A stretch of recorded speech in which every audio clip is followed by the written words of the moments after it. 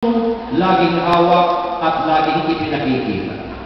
Ang Biblia ay laging nakatago at nagiging ipakita.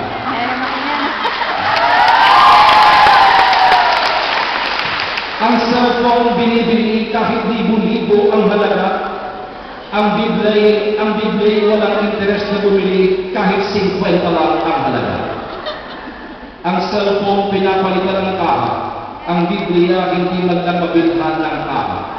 Ang cellphone iniingat na huwag magasgasan. Ang Biblia hinahayaang maalikabuhan.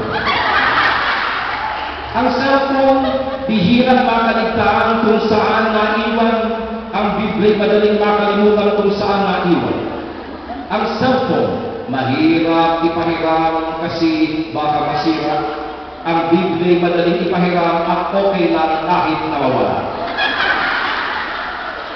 Ang cellphone laging binabasa kung may bagong message.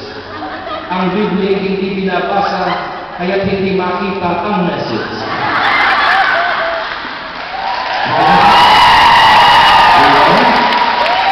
Ang cellphone masarap i-share o i-forward ang message. Ang Biblia ay nahihiyang i-forward ang message. Ang cellphone, ipinakikita ang lifestyle ng tao, meaning na ang cellphone ay high-tech, level up. Ibig sabihin, mapera ito. Hindi basta-basta ito, ang ganda ng cellphone amen? Kaya, ang cellphone, ipinakikita ang lifestyle ng tao.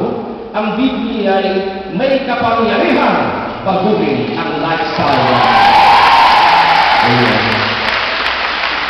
Yung dating mayaman, ngayon naging mapagpakumbaba. Yung dating magarbo, luxurious, ngayon simple na kanyang buhay. Nababago ang ating lifestyle. Amen.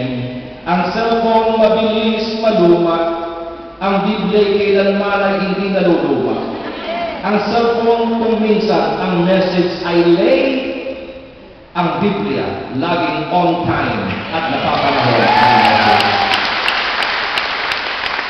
Ang cellphone, kailangan kang mag-load para ka makapag-message. Ang Biblia, laging fully loaded ang message. Amen. At panghuli, ang cellphone ay mahalagang gamit ng tao. No doubt, no question about that. Mahalaga talaga. Ay, ako, meron. Ang cellphone ay mahalagang gamit ng tao. Ang Biblia ay mas mahalaga kung gagamitin ng tao.